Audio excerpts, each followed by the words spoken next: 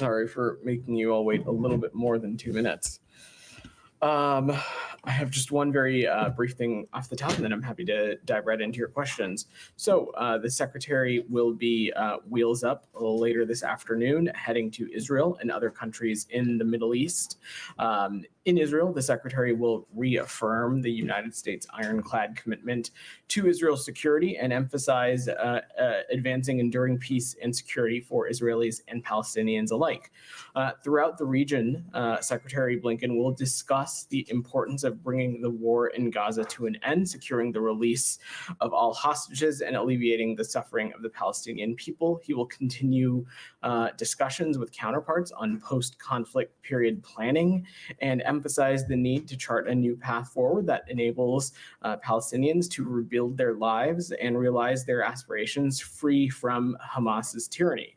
The Secretary will also underscore that additional food, medicine, and other urgently needed humanitarian aid must be delivered to civilians in Gaza. He will also discuss the need to reach a diplomatic resolution in the conflict between Israel and Hezbollah that fully implements UN Security Council Resolution 1701 and allows civilians on both sides of the blue line to return to their homes. And lastly, he will reaffirm the U.S. commitment to work with partners across the region to de-escalate tensions and providing lasting stability. So with that, Matt, you want to kick us off? Sure. Just on the trip, briefly, what other countries is he going to? So Matt, I will let the travel team announce other stops as it relates to the schedule as the trip progresses.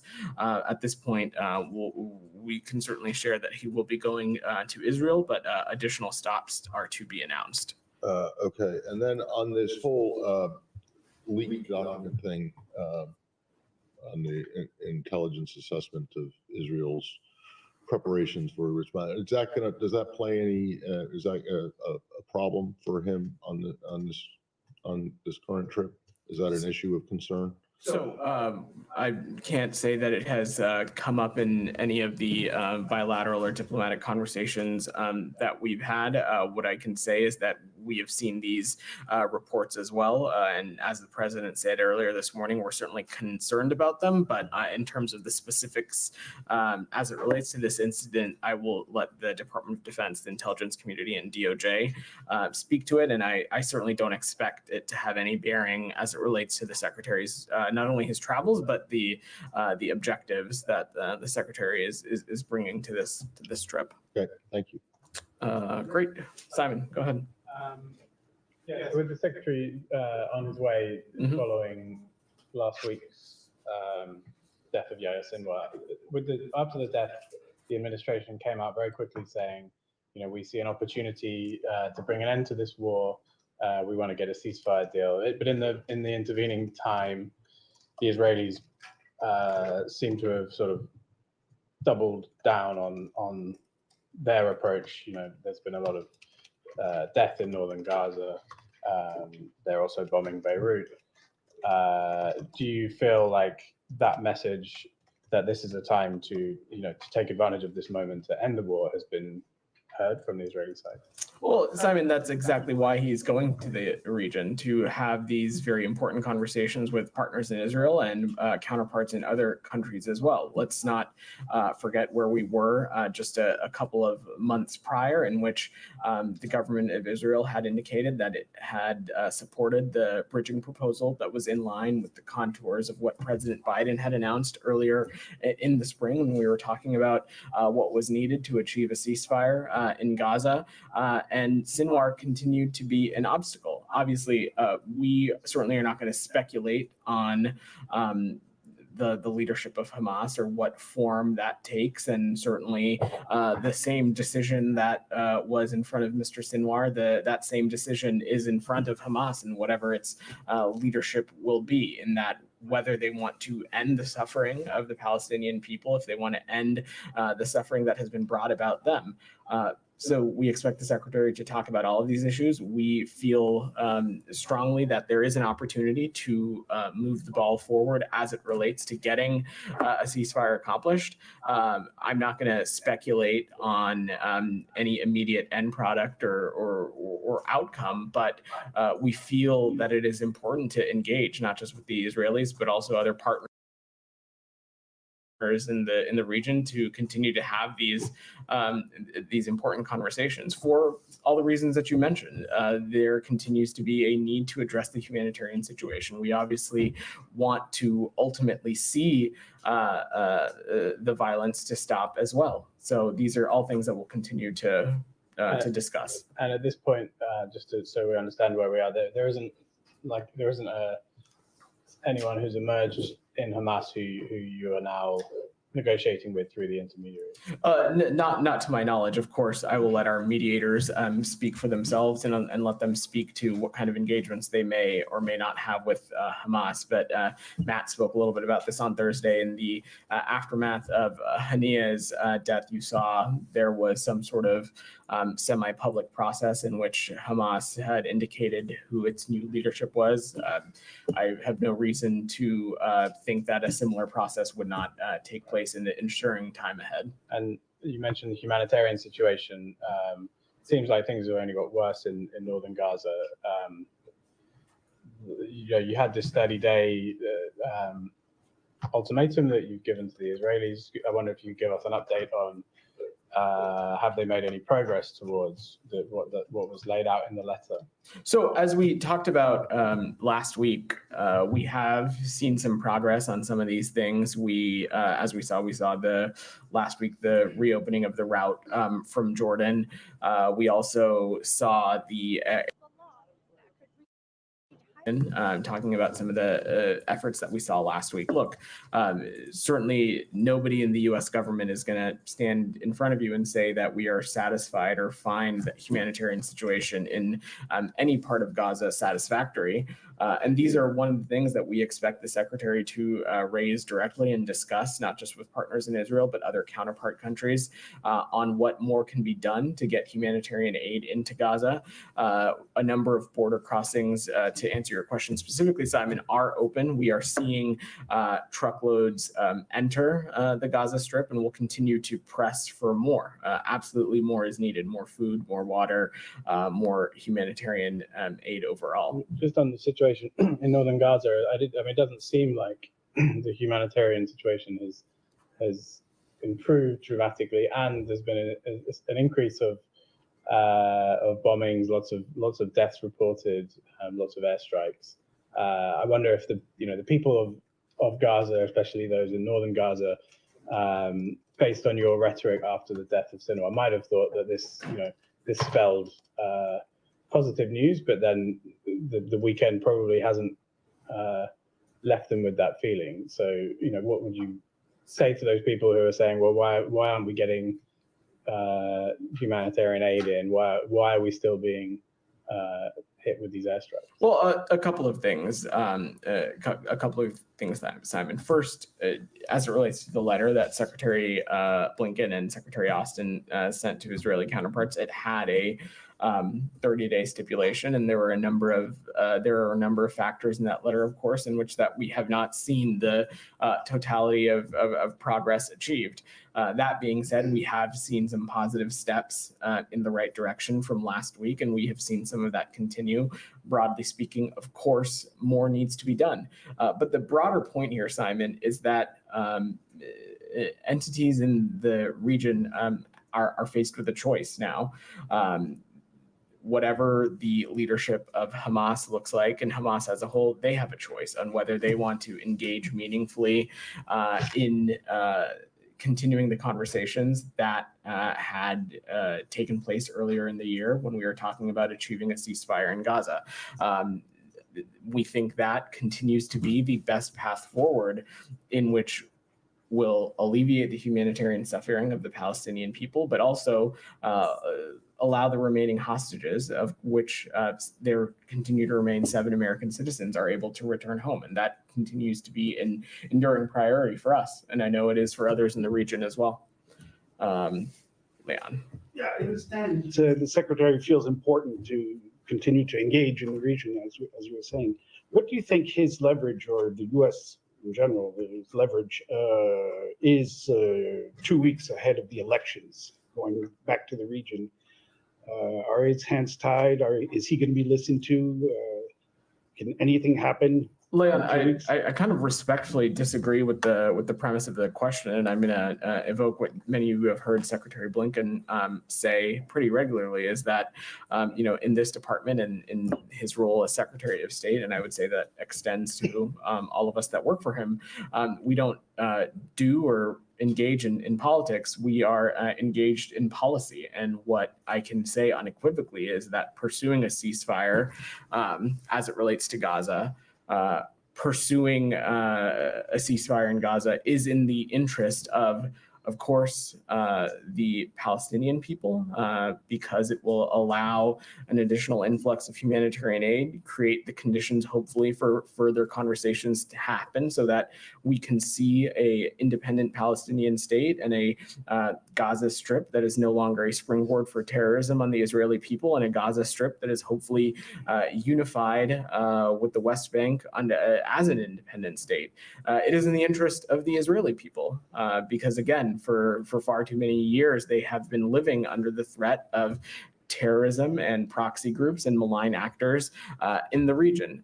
It is, of course, in the interest of the United States, and it's in the interest of American citizens. First, the Middle East region is a region in which there are a number of American citizens who live there and call it home. But beyond that, the United States, the American people, it is in their interest to see a region pull itself out of these endless cycles of violence that we have seen for far too many years that date back further than October 7th.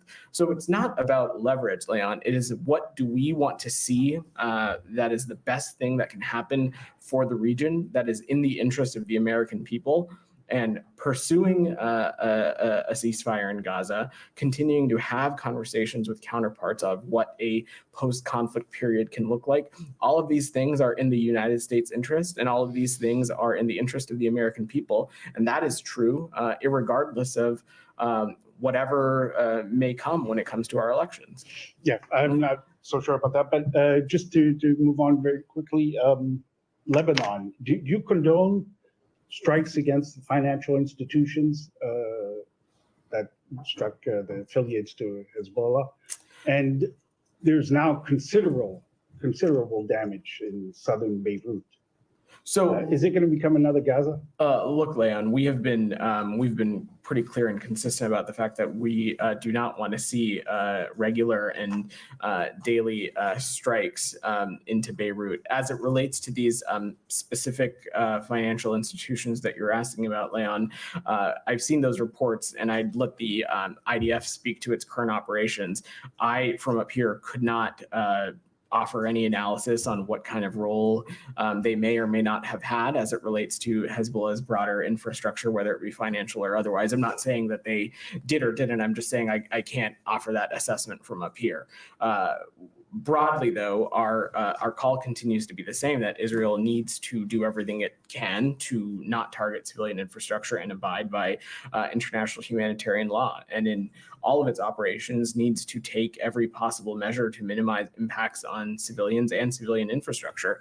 This is something that Secretary Blinken has raised consistently with engagements that he's had with counterparts, but it's also something that President Biden raised with the Prime Minister earlier in the year as well. Nick, go ahead. There's new reporting that the State Department is investigating an IDF unit for alleged sexual assault of Palestinian detainees. Is that true? And if so, what additional detail can you provide on that? And then separately, just wanted to ask if the State Department is still facilitating flights out of Lebanon. So on your first question, Nick, I just wouldn't speak to deliberative processes in detail. What I can say is that in any country where we have a security relationship, we, of course, have processes in place to assess and look at things when certain facts are raised or facts are brought to the United States. In all these places, it's our obligations to do so. But what I can say is that I have no news to share or anything to announce in the context of any sort of policy designation with respect to Israel. And as I said, we wouldn't speak to deliberative and ongoing processes. And on Lebanon. So I appreciate your question.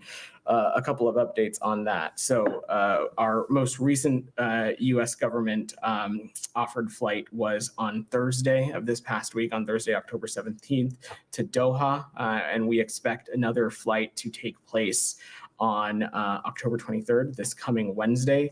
As many of you who have been following this issue closely, we will continue to organize flights based on demand. Obviously, with the next flight being on Wednesday, we have moved away from a daily cadence, but we will continue to look at what demand is and make adjustments to the contract as we need in either direction. And we'll continue to assist U.S. citizens with seats on commercial flights, which are available daily to a range of destinations.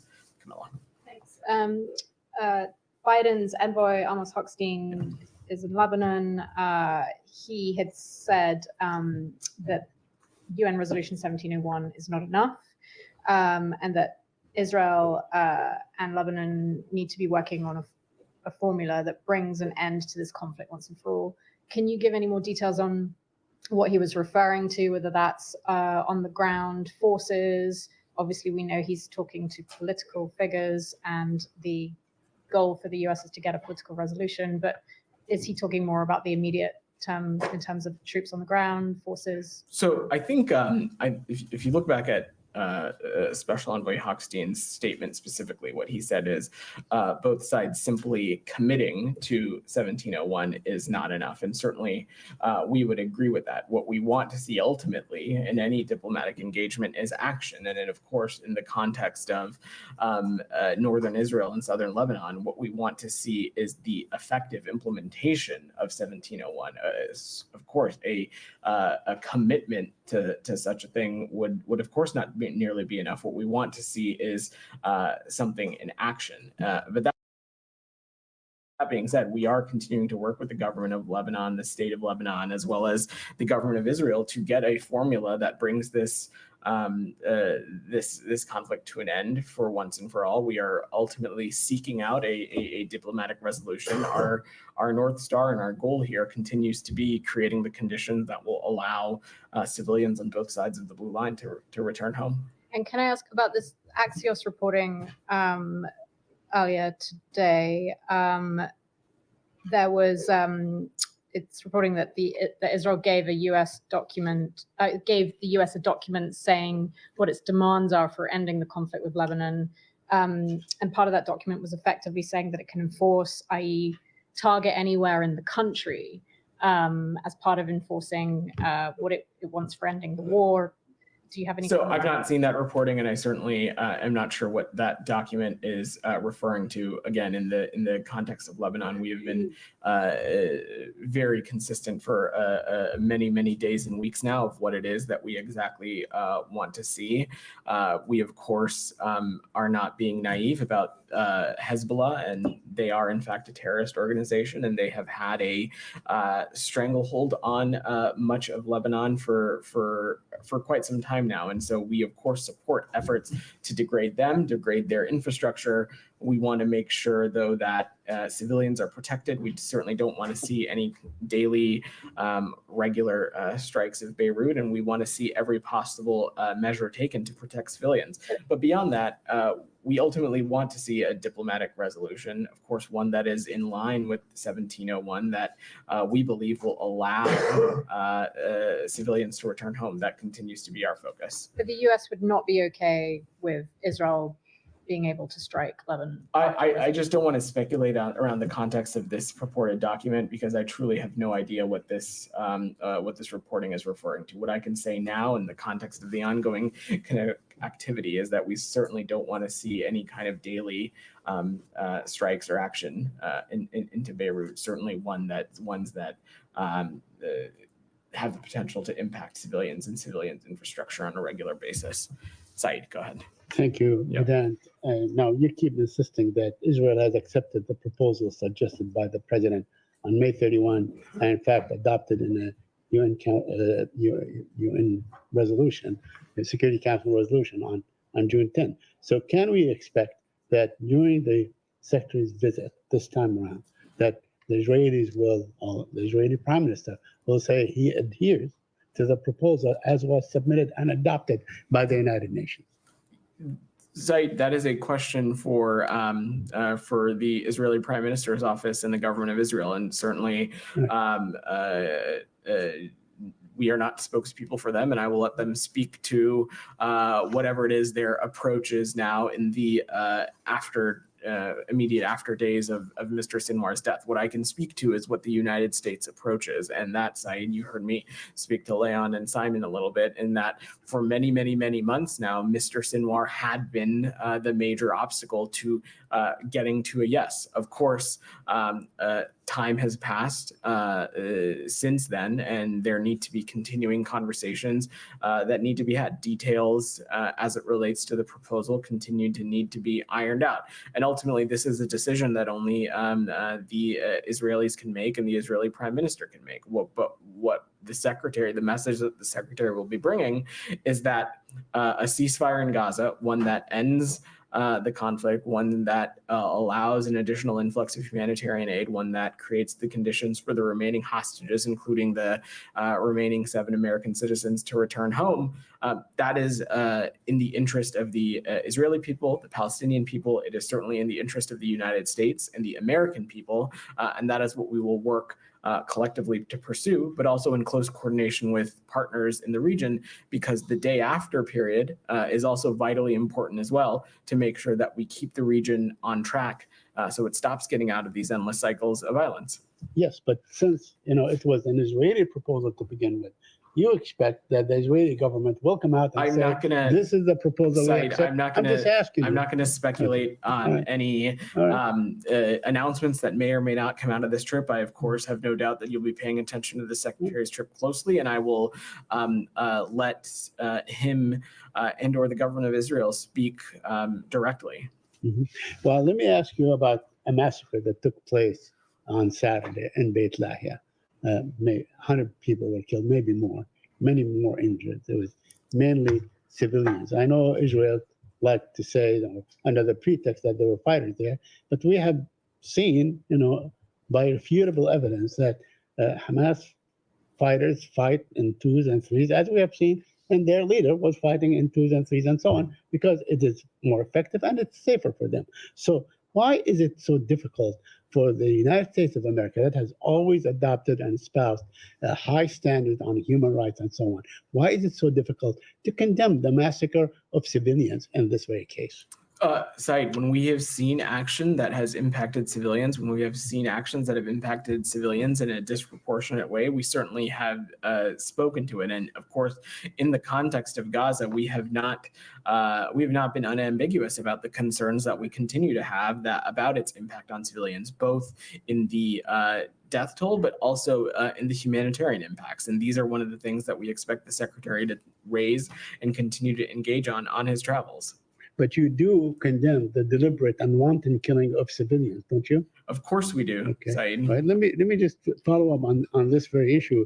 Your ally, one of your strongest allies, is Jordan, and this is what Ayman Safadi said yesterday. He said the horror Israel is bringing on the entire population of northern Gaza isn't human. It is pure evil and war crime that humanity should not tolerate. Do you agree with the Foreign Minister of Jordan, your good ally? I've not seen Mr. Safadi's comments, Zaid, and certainly I'm not going to get into a public discussion or speak to private diplomatic conversations up here. What I can say is that we know that Jordan shares the United States' commitment of what we want to see for the region, which is ultimately, of course, regional stability and as well protections for civilians. We all have a strong interest in trying to create an environment in which people involved in this conflict can return to their homes and live safely and securely. Certainly, that includes the Palestinian people. And that is something that we are going to continue to work towards.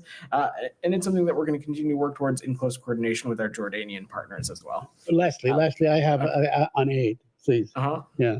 Now, just to follow on what Simon asked. Yeah. Now, your 30-day thing. I mean, Israel banned 6 organizations from getting aid into Gaza. Do you feel that Israel feels that it has this 30 days to do whatever it wants, that it can take whatever, comfort that it can continue to prevent aid from going in? In the meantime, Said, you have 400,000 people that are being starved to death and now burnt to death. Said, I couldn't speak to what Israel thinks or doesn't think. What I can speak to is the approach that the United States is taking, which is that we want to see the humanitarian situation in Gaza significantly improved. And that, of course, that 30-day thing that you're referring to, it was a letter from the Secretary of State and the Secretary of Defense laying out very clearly of what expectations we had and what changes that we want to see. And I'll add, it is simply just a reflection of U.S. policy. We are always going to appropriately enforce the laws that we are bound by, which is, of course, that when we have countries in which we have security relationships with, when we have humanitarian conditions as such, there are certain expectations and metrics that we need to see, and we will continue to push them to see those. And I have no doubt that the Secretary will raise this directly. Alex, go ahead. Yeah. A couple of questions, just a few topic. Moldova, I was wondering if you have anything to add to what White House told us about the elections. If there's any lesson that you guys have learned about Russian meddling, tactics of Russian meddling, and any response, any punishment, any reaction from the West we should expect in the coming days. So I certainly, Alex, I would not preview any actions from up here, but we would commend the Moldovan people for their participation in the October 20th election and referendum. And as we approach the second round of presidential elections on November 3rd, we'll continue to support Moldova's commitment to ensuring a credible and democratic process. As it relates to the second part of your question, we and other international election observers noted some reports of malicious cyber activity, disinformation, and other things that are consistent with what we've seen the Kremlin do elsewhere and what the Kremlin has supported in its intent to undermine Moldova's sovereignty. But in terms of the results as it relates to the referendum, Alex, we also congratulate Moldova for the passage of the referendum, ensuring the EU path in their constitution. Our viewpoint continues to be that Moldova's future is in Europe. As it relates to these allegations, we certainly would want them to be investigated and resolved through appropriate, transparent legal processes, but I'm not going to speculate anymore on that. Thank you. Moving to Ukraine, I know my colleagues asked about North Korea, but North Korea is sending troops to Russia to fight in Ukraine. The White House told us this morning that they are still investigating that. Well, the topic came up 2 weeks ago in this meeting, and I'm just having trouble understanding why does it take this long? Is it an intelligence failure, or is it lack of trust your allies? Is Ukrainian intelligence? South Korea put it out there, it's public. Why is it taking this long? So, Alex, I'm certainly not going to get into or speak to ongoing processes that may exist to verify or ascertain certain information, but specifically as it relates to the question you asked, we have seen reports that the DPRK has sent soldiers to fight alongside Russian security services. We're unable to confirm whether these reports are accurate, but if true, it would mark for a dangerous and highly concerning development in Russia's war against Ukraine, and we'll continue to consult with allies and partners on the implications of such a dramatic move. But I want to be very clear about something, Alex. If this is accurate, it would also demonstrate what we would view as Russia's growing desperation in its ongoing war of aggression. It is not hyperbole to say that Russia is suffering extraordinary casualties on the battlefield every day due to the effectiveness of the Ukrainian military. And if Russia is indeed being forced to turn to the DPRK for manpower, this would be certainly a sign of desperation on the part of the Kremlin. Well, I heard that line before. In fact, this is the line we've been hearing for two weeks now. Why do you guys want us to care about what it would mean other than what it actually will take and how to respond to it? Well, Alex, we're just not at a place to confirm whether these reports are accurate. I'm sorry that's not a swift enough process for you, but we try to work and act deliberately in the United States, and I would just point you back to all the other times that we have offered updates and assessments about Russia's operation into Ukraine and Russia's potential closening of relationships with an adversary. When we have been able to ascertain some of those facts and we're in a place to share them, we can and we will. I'm certainly not going to get ahead of the process on this one. I have Jenny, a last go ahead. topic, if you could indulge me. I'm going to let Jenny's patiently at her hand. Please come back to Go me. ahead, Jenny. Thank you very Yeah. much, Vedant. A couple of questions on Ukraine and North Korea. Ukraine President Zelensky and South Korea's National Intelligence Service released clear evidence, including a video of North Korean troops being dispatched to Russia, and it was revealed that 12,000 soldiers and the special forces are training at the Sergeyevsky training camp, disguised in Russian military uniform and ID card. But why has the United States not yet confirmed whether this is true or not? So, Jenny, look, just to echo again what I said to Alex, we're not yet at a point where we're able to confirm those reports and whether they are accurate. But I just want to echo again that if they are true, it's two things. One, it is a show of the desperation that the Kremlin has found themselves in, but it would also be a dangerous and highly concerning development in Russia's war against Ukraine. It also would be another example of the closening of relations that we see between Russia and the DPRK. But again, at this point, I don't have a assessment to offer from the United States in terms of whether these reports are accurate or not. If the dispatch of North Korean troops to Russia is true and confirmed, will there be a change in support from the United States, EU, and NATO? Well, I'm not going to speculate at all, Jenny. Look, when we have seen the Russian Federation close in relations with another country or rely on another country for its efforts in Ukraine, and an example that I can think of is the closening of relations that we have seen between Russia and Iran. You certainly have seen the United States take appropriate action, and we will certainly not waver when it comes to the support that we'll continue to provide our Ukrainian partners. Quick last one. Although the Middle East issue is considered important, the Korean Peninsula issue is also important. What impact do you think the North Korean military's dispatch of troops to Russia will have on the Korean Peninsula in the future?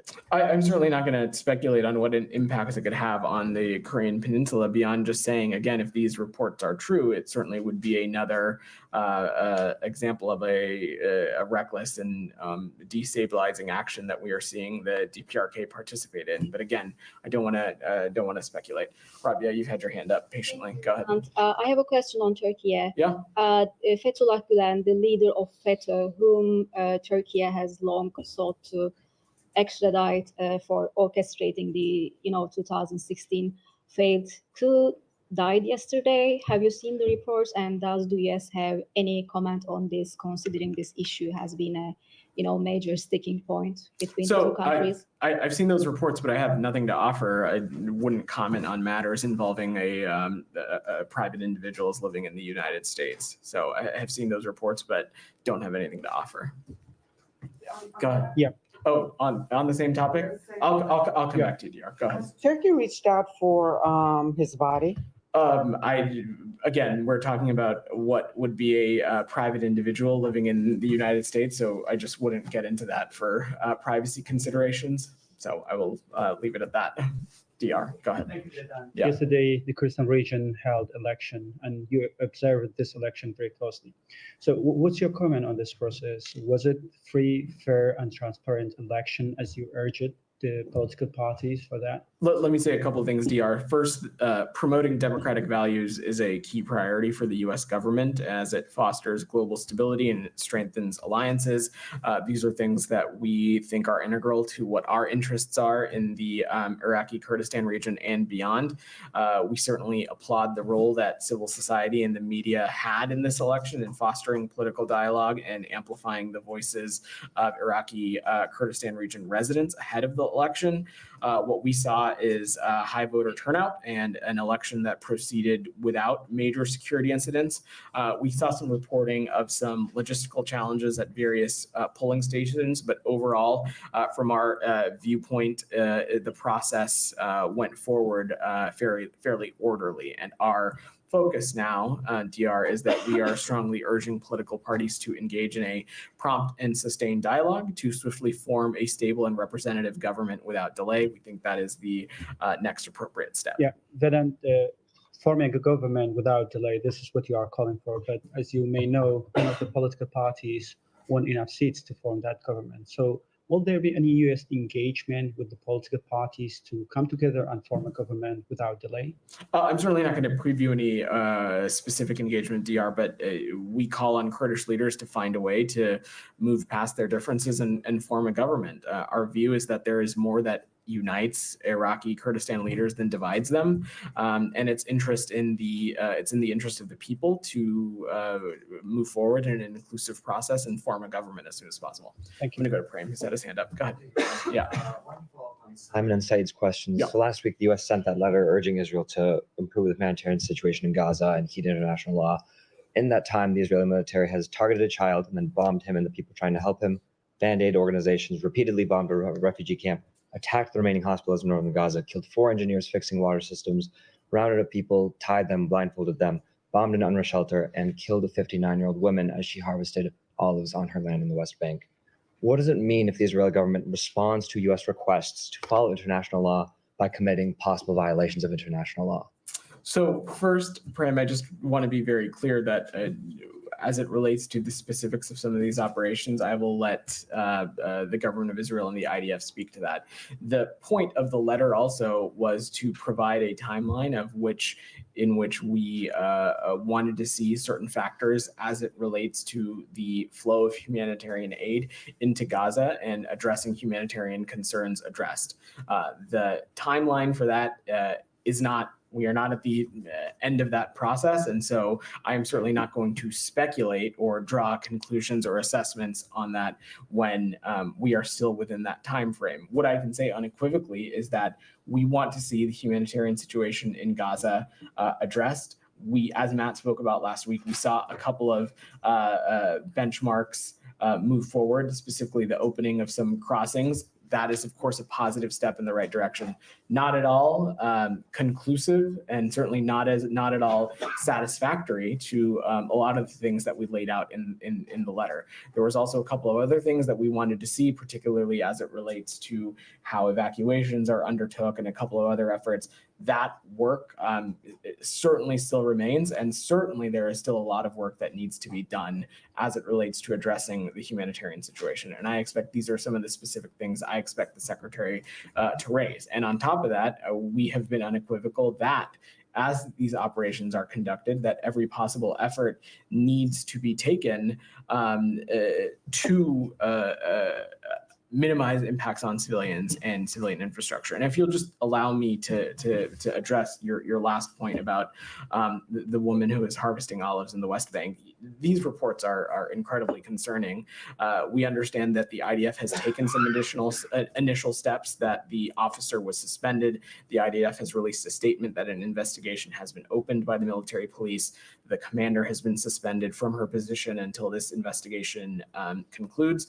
And our expectation is that Israel investigate this thoroughly, swiftly, transparently, and it seeks accountability in this incident as well. And I will just note that it is not lost on us that the annual olive harvest is major economic activity to Palestinian people and to the Palestinian economy. And we believe that Palestinians need to have access to their land to conduct these kinds of harvests when appropriate. So that reminds me, after the killing of Aishnor Egi about a month and a half, 2 months ago, the department mentioned how, this shows that it seems that the Israeli military needs to really consider and reconsider its rules of engagement. What does it say that not only, I know you mentioned that there's been accountability for the soldier allegedly who killed the 59-year-old woman, but there's specifically this case of a child being targeted, and as he calls for help, as people descend upon him to help him, they get bombed. I know you said you won't comment on all of these operations, but is that an operation? That just seems like a killing. I'm not going to, again, speak to these incidents in specificity, but I can say, Prem, that what we had said before, it continues to be the case, and it continues to be that we want to see some changes when it comes to military engagement and the rules of engagement, particularly as it relates to the West Bank. That continues to be something that we want to see. And then finally, just a finer point, the department last week said the reason the U.S. gave Israel 30 days to improve the situation in Gaza was to give them enough time to cure the problem. You just said that this letter was also about affirming existing U.S. policy. So what exactly happens if the Israeli government doesn't heed U.S. policy? 23 days from now, if these bombings continue, these capturings, these killings continue, as they have for the past 380 days, what specifically will the U.S. do? So I'm not gonna speculate on what may or may not happen, Prem. I can say, and you heard Matt say this last week as well, we of course will appropriately enforce what U.S. law is. We are bound by the laws that govern our government and of course govern the security relationships that we have with any particular country. I'm not going to speculate what that process is. There's still quite some time before we're at that point. We hope that we don't have to get there. Our hope is that we see some effective remediation in efforts surrounding humanitarian access and humanitarian aid. And we hope that we don't have to get to that point. So I will continue to let that process play out. I know that this is something that is important to the secretary, and he'll be raising it with counterparts on this trip. Why has it been enforced up to this point? You mentioned earlier that with regard to humanitarian aid, you've seen some positive steps over the past week. Is this a consequence of the timeline set by the U.S. in terms of improving humanitarian supplies? You'll have to speak to the Israelis and members of their government involved in the provision of humanitarian aid, whether it is a byproduct of the letter or not. What I can say is that outside of course, the letter, which, as Matt spoke about, was intending to stay private, we have talked about humanitarian aid and the importance of it through a relevant counterpart to counterpart in diplomatic channels. And so this is a round the clock effort, not solely just through this letter. And so we consistently have raised concerns around humanitarian issues when we have seen things happen, whether it be crossings close or certain access points not be as easily accessible. We've raised those directly and we'll continue to do so. So I'm not going to speculate on where those changes came from. It obviously was a positive step in the right direction. But as I said in speaking to Prem, we want to see additional steps taken. If I can just, on another issue, there are several reports that the U.S. is investigating the actions of an Israeli unit, Unit 100, which guards detainees from Gaza. Can you comment on that at all? This is what happens when you come to the briefing a little tardy. I spoke to this question already. So I will just I'll point you back to the transcript, but just say broadly that we certainly would not speak to any kind of ongoing efforts that we may have or have not in place as it relates to any country in which we have security relationships with. We just wouldn't speak to that. Jalil, go ahead. Thank you very much. First, a quick thank you to the State Department for finally giving me a hard pass. I got it after 10 years, so thank you. Buckle up, everybody. And a quick compliment to you and Matt that these last 2 weeks before elections are left and you guys are doing a wonderful job. So I just want to salute you on that. Thanks, I guess. Quick 3 questions, sir. Number one, in Pakistan, one of our journalists known, Hamid Mir, is like Anderson Cooper in Pakistan. He had reported many years ago that a big news media owner and a journalist, writer himself had paid this much amount. I think in those years it was like $4 or $5 million to buy these member of parliaments, like horse trading was done. That gentleman was my father, by the way, that he was writing about. During this weekend, a similar incident happened, but this time the congressman, the female even congressman, whose video I had shared with your colleague, their kids were kidnapped. Even their handicapped kids were kidnapped. While they were standing in the Senate, they were shivering. I mean, is this the democracy that you are? Is this the democracy that you want to see in Pakistan? Jalil, I have I don't have anything to offer as it relates to what you laid out. If of course for anything, for any kind of kidnapping, that certainly we would defer to local law enforcement. If that is true or not, I wouldn't get into from up here. Okay. Simon, so, just one question, please. One more. Go ahead. Actually, two more, but one more would. You can do one more. Then Simon's had his hand up pretty patiently an Oxford for a while graduate, now. an Oxford graduate running the biggest charity cancer hospital, running one of the biggest charity university in the country. For last 1 month, his treatment has been horrible. His two sisters are arrested. His wife is arrested. His nephew is arrested. Is there a question, Jalil? Are there any human rights that your ambassador tells you that if on such level human rights are violated, do you know what is happening on like normal guys level? Jalil, we engage on human rights regularly and with all countries with which we have relationships with. That is at the forefront of our engagements. And in the context of Pakistan, of course, it is something that we raise directly through our ambassador and through others as well. I don't have any specifics to offer. Please follow up a small one on Simon's that. had his hand up Just for a a while. small one on ahead, that, Matt. Simon. Come on. I wanted to come back to one of your answers to Leon earlier on the Hezbollah financing. So this bank organization, Al-Qad Al-Hassan, it's been under OFAC sanctions. I just wanted to kind of go back to your answer to Leon though. You talked about sort of civilian infrastructure should be avoided, but if Israel is like specifically saying they're going to go after this financial institution, is that okay under the sort of terms that you guys have set out about this bombing campaign? So, Simon, if there are, of course, Hezbollah fighters or Hezbollah infrastructure operating from such a facility, that would, of course, we'd support the degradation of Hezbollah and the degradation of Hezbollah infrastructure. Well, the point that I was raising to Leon is the specifics in which how this institution may or may not ladder up or feed into Hezbollah's financial network. I'm not an expert in that, wouldn't be able to speak to that from here. Perhaps OFAC might be a place to speak to. But the broader point that I was making is that even when those kinds of operations are being undertook and those kinds of Hezbollah infrastructures are being targeted, that every possible measure needs to be taken to minimize its impact on civilians. But when you talk about targeting Hezbollah, does that include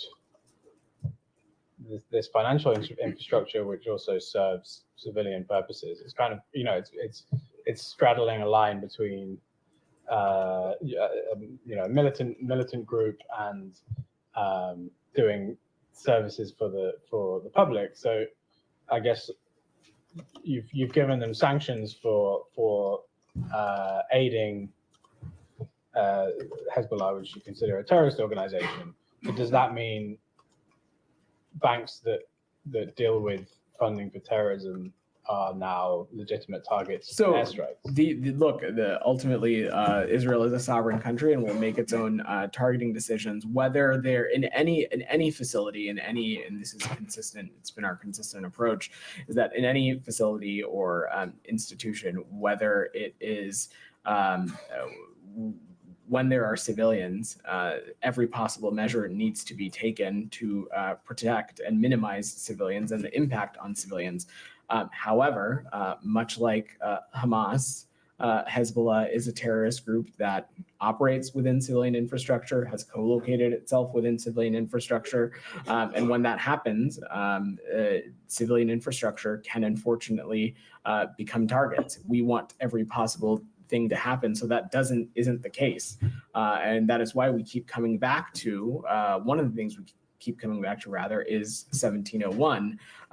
Because in that agreement in 2006, Hezbollah was supposed to lay down its arms. And had they done so, we would not even be in this situation right now. So again, don't have any specific thoughts to offer as it relates to this particular institution. Israel will ultimately make its own targeting decisions. But even when there are terrorist actors at or embedded within civilian infrastructure, appropriate measures need to and should be taken to minimize its impacts on civilians. They'll make their own targeting decisions, but they're using your weapons, so you do have some legal requirements to have some influence on that. But just to be clear, what you mentioned Hamas as a kind of parallel to this, I think it's pretty clear that Israel's approach to Hamas has been every official, whether they're militant, whether they've ever picked up a weapon, if they're part of an organization called Hamas, is a legitimate target, right? That's been their policy in Gaza. I'll let them clarify their approach. Simon, that's not for me to speak to. If that's their policy in Lebanon, Hezbollah is a slightly different organization. Hezbollah has political representation. I'm just hypothetically, there could be people working for this financial organization who have no connection to militancy, in that they've never committed a violent act. Well, but your position seems to be that it's okay for them to be Simon. Hezbollah ultimately is a terrorist organization. Hezbollah is a terrorist organization that has American blood on their hands. It has Israeli blood on their hands. It has Lebanese civilians' blood on their hands. And we, of course, support efforts to hold them accountable, to degrade them, to degrade their infrastructure. While those operations are being conducted, we, of course, want to see every measure taken so that impacts on civilians are minimized. I'm just not going to. I'm just not going to. I don't have any other assessment to offer on this beyond that. Jackson, go ahead, and then we'll probably wrap. Is there any comment on reports of Israeli forces demolishing a watchtower and perimeter fence at a UNIFIL outpost in Lebanon yesterday?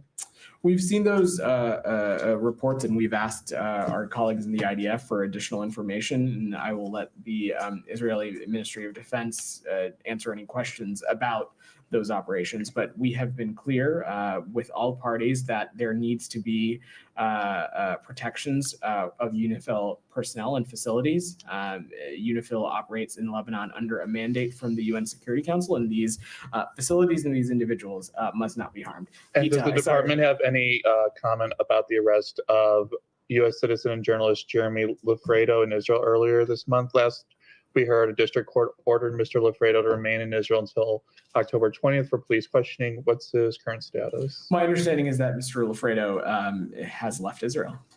Okay. Gita, go ahead. Thank you. The Commerce Department today removed the technology company Sandvine from its entity list, citing changes in the company's that the company made to its corporate governance and practices.